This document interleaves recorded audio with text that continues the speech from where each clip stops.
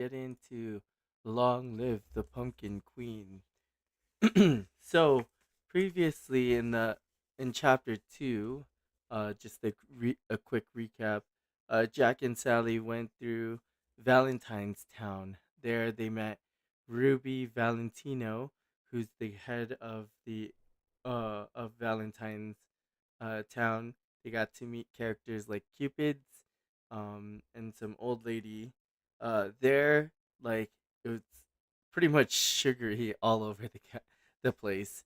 The fountain is what allows the Cupids to strike people and have, I guess, fall in love.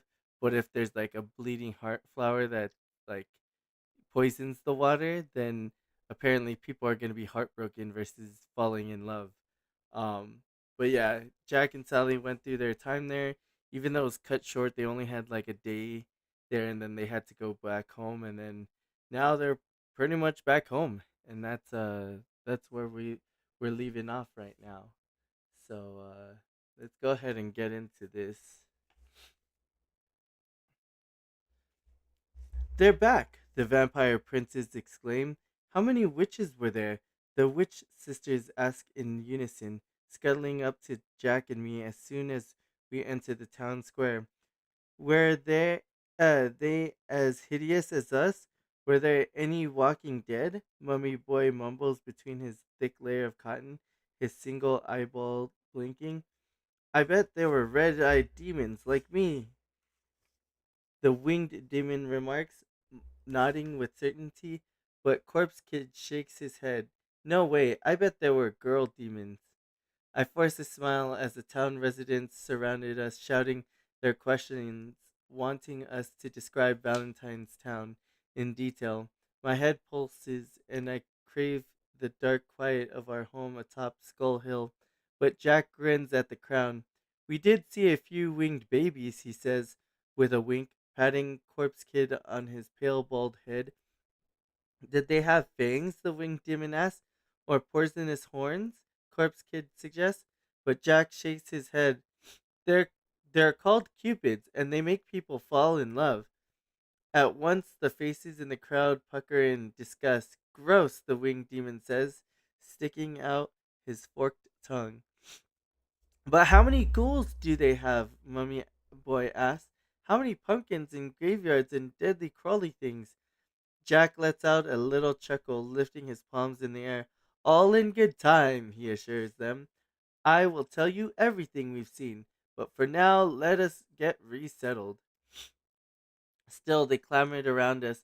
Pumpkin Queen, someone calls over the others. Um, I turn and there's a sudden flash of a camera. It's the clown with the tearaway face, wheeling close on his unicycle, holding a camera to his yellow eyes and snapping another photo of Jack and me. It's for the front cover of tomorrow's Ghosts and Ghouls newspaper, he shouts to us, his unicycle tire briefly lodging itself in a street crack before he wobbles free. Everyone wants to hear about the royal couple's trip. Jack grins at the clown and exclaims, Wonderful!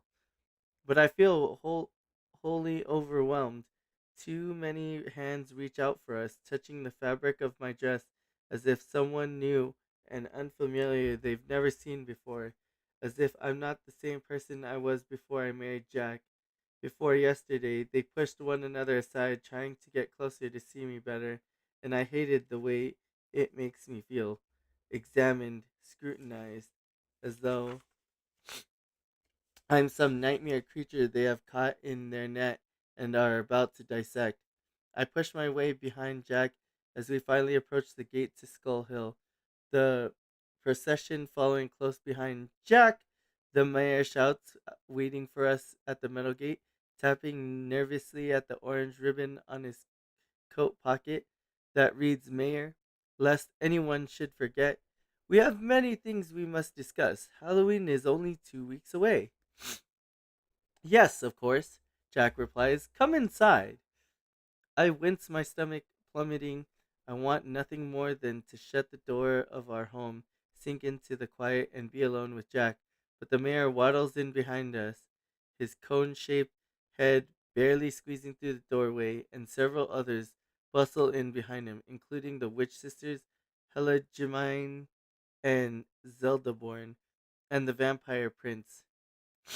Sally, I mean, Queen, the mayor corrects himself, clearing his throat. The witch sisters and the vampire have many things to show you. There isn't much time. For what? I was, I asked, backing away from the mayor, hoping I can slip through one of the shadowy doorways and escape his frenzied, swiveled eyed gaze. As queen, you'll be organizing the All Hallows Eve party in the cemetery this year. It's quite an honor. Plus, there are the new curtain swatches to be decided on. You can't possibly live in the house without redecorating. And your new gown, Heligemine and Zeldaborn say in unison. I swallowed down the scabbling, thorny ache forming in my throat and feel for the seam on my wrist, picking at the thread, tugging at it, wearing it loose. I don't need a new gown. The mayor's face jerks around quickly, revealing his sharp pointed teeth and a deep, grisly frown. Nonsense! You're the pumpkin queen now.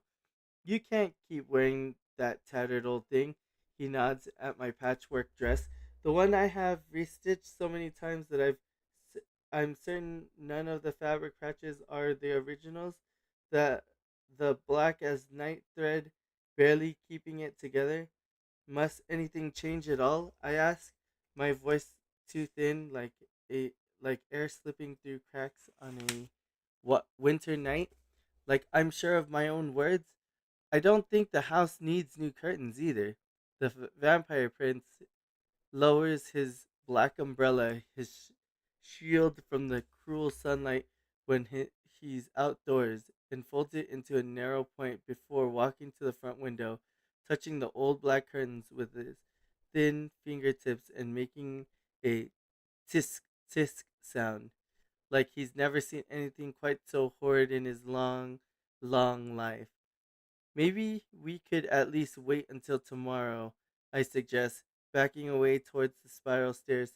Start in the morning. I don't want a new dress, new curtains, or to make plans for the party. I just want to be alone with Jack for a little longer, pretend we're back in Valentine's Town, drifting lazily down the chocolate river. His eyes settle on mine, making me feel safe, making me feel at home, with none of the obligations waiting for us here.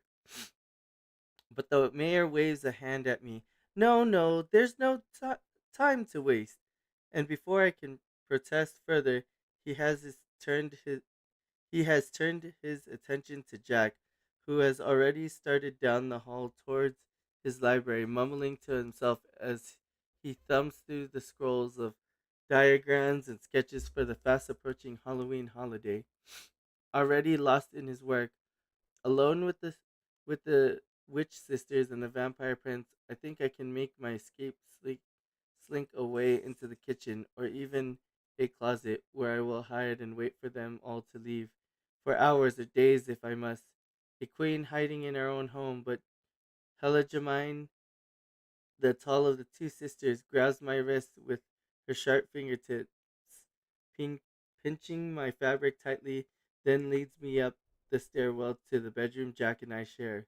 I let out a little squeak, but I don't fight her. The sun dips below the horizon, giving away to the night, and the bedroom and in the bedroom, the fireplace crackles and spits out sparks onto the rug, while the stone gargoyles scowl down at us from the ceiling and feel at once like a prisoner in my own home. Confined by the sisters and the vampire prince blocking the stairs. Stand up straight, Zeldaborn instructs, even though she is a good foot shorter than me, her wavy black hair sticking out from beneath beneath her pointed hat like an overgrown blackberry bush. Uh,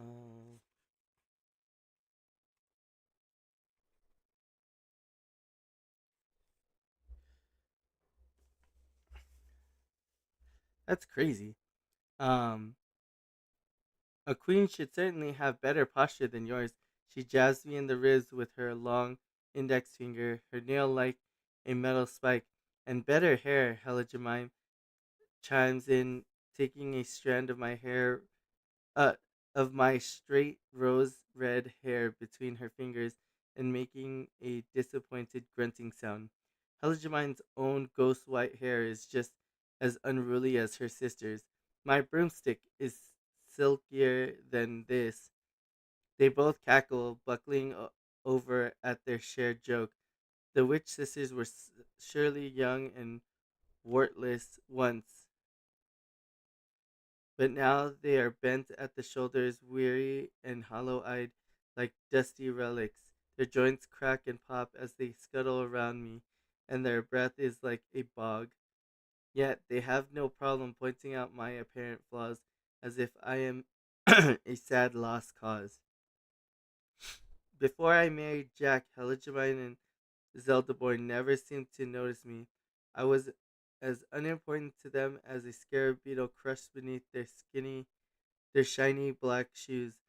But now, between grumbles of annoyance and snickering laughter, they drape black chiffon across my torso, then pin it to my patchwork dress as if I am, well, a rag doll, accustomed to the pricks of the needle points. They stand back to admire their work before repinning and fussing and adjusting seams. The prince ignores their wheezing laughs and juts out his long gray chin as he steps forward to place an oversized black feathered hat on top of my head.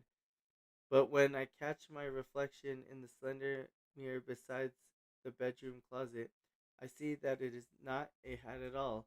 It's a crown.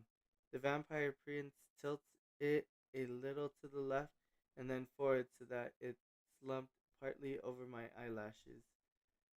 Hmm. We want you to veil perfectly, queenly, he says, blinking his milk white eyes at me. I grimace at the word, always the same word, queen, as I push the crown higher onto my head, away from my eyes, but I feel like an imposter. I look like one too. Zeldaborn and Helgemine cease their laughing to appraise the crown. If you don't like that, the crow feathers, Zeldaborn saying, giving me a curious look. I saw a raven in the street this morning, newly dead. It would look lovely with your pale complexion. I scratched at the side of the crown where my hair is tugging against the feathers. Must I wear a crown at all? The vampire gasps, then clutches a hand to his mouth as if I personally offended him. Jack doesn't wear a crown, I pointed out. Helgemine and Zeldaborn exchanged quick looks, their laughter gone, their raised warts gleaming in the moonlight through the window. The vampire prince paces in front of me, arms crossed, his sharp black hairline drawing down. Crowns are all the fashion for queens these days. How would you know what the latest fashions are? I ask, a rotting discomfort growing inside me, an itch at the base of my neck like the walls are a shrinking tipping closer, and soon they will crush me into a heap of chiffon and crow wings. None of you have ever been outside Halloween Town. I continue, my voice rising, sounding stronger now. But the room only grows smaller, the seams along my chest tightening until it feels impossible to suck in a breath.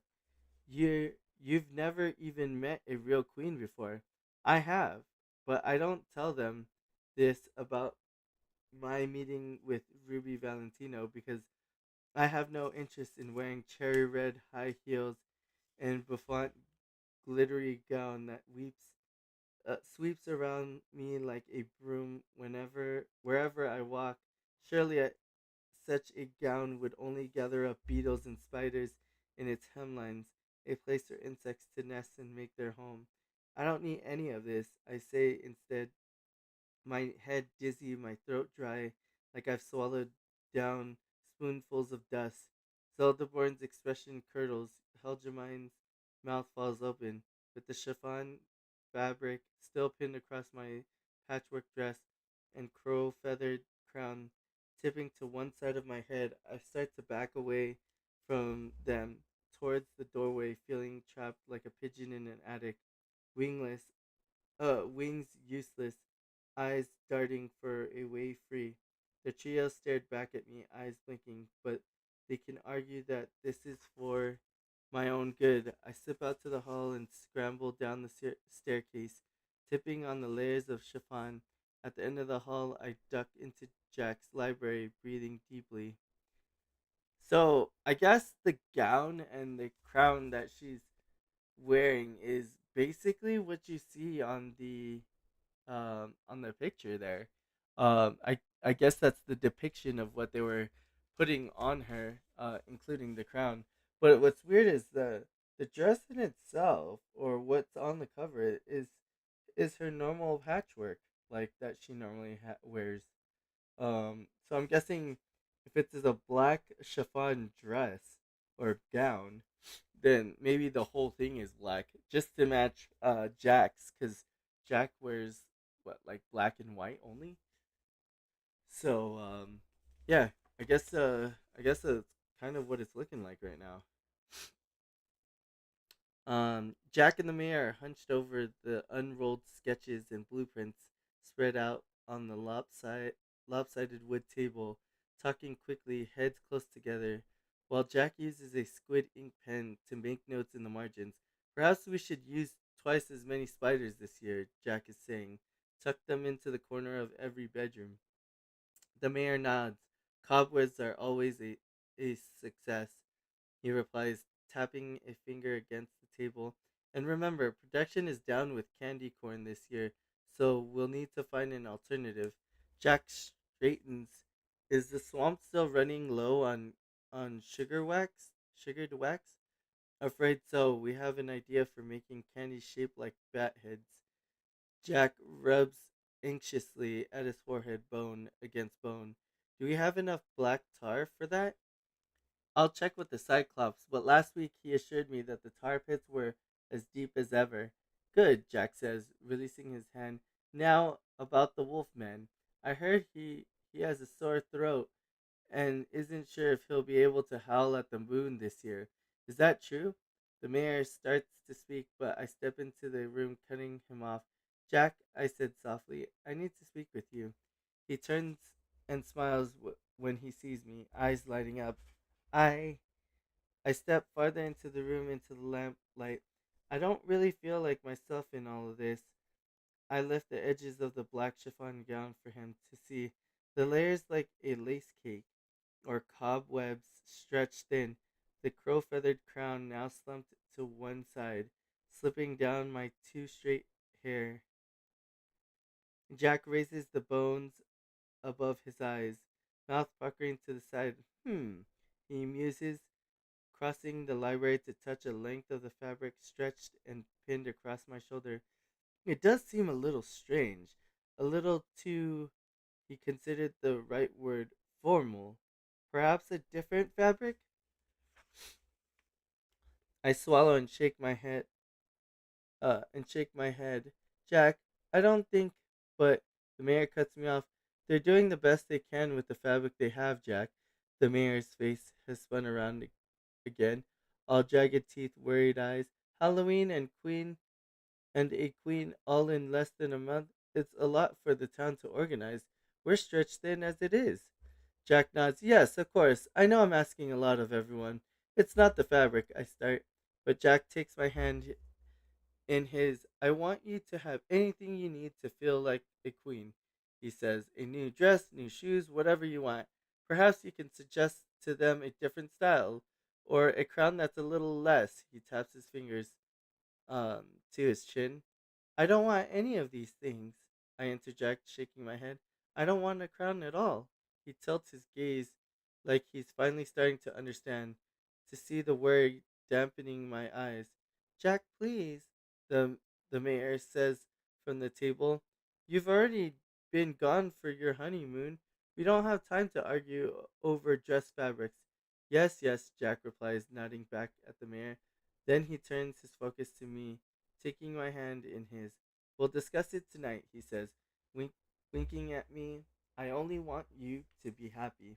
He, he says it softly so only I can hear. Then he kisses my palm, soft and sweet, but all too quickly he turns back to the mayor, resuming their conversation about how many pumpkins should be carved and how many beetle wax candles to place in each. I tuck my mouth to one side, the unease still writhing inside me, and I slip out into the hall where the witch sisters and the vampire prince are coming down the stairs. Pumpkin Queen, they call in a chirpy sing song. Let us show you the fish leather shoes we've prepared for you. The heel is impossibly tall and terribly uncomfortable. We think you'll love it. I don't wait for them to reach the bottom of the stairs. I don't bother protesting. Instead, I dash past them and yank open the front door, ducking out into the dim evening light. Wow, that was a short chapter. Um, yeah, apparently that chapter was from 41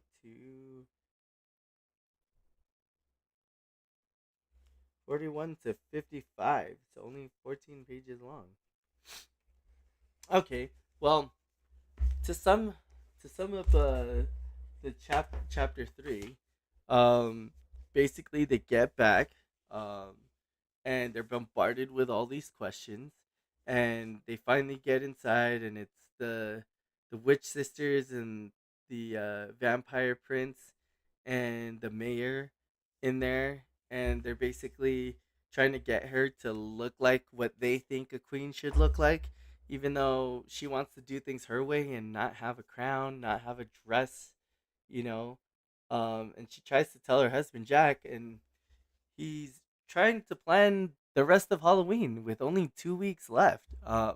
It's a big thing, but I think that um, he's he'll get to it. Like, telling her, "Hey, okay, we'll do it whatever you want." Like he said, I just want you to be happy.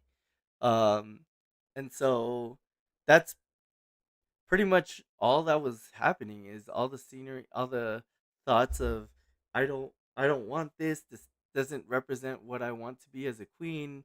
Like, why does why do I have to wear a crown when Jack is the Pumpkin King and he doesn't wear a crown? Um, it's crazy. It's like a weird double standard that they want of her. But yeah, so far, so now she's made her way to sneaking out of the house and getting lost into the dim evening lights, as it says. But so I guess the cover of the page is kind of what she looks like halfly, I guess. Or maybe that's a different crown. Maybe she does wear a crown, but that's just not the crown that they're they're talking about, because I don't see any feathers on there. um but I guess we'll have to see. Um, yeah. So if anybody has anything else they want to comment on, or they want to bring up and about the chapter, or you guys like it, subscribe, follow, whatever. If not, I mean, it's not like I can force you to. But yeah, stay tuned for some more, and I will see you guys later, my Chaos Legion.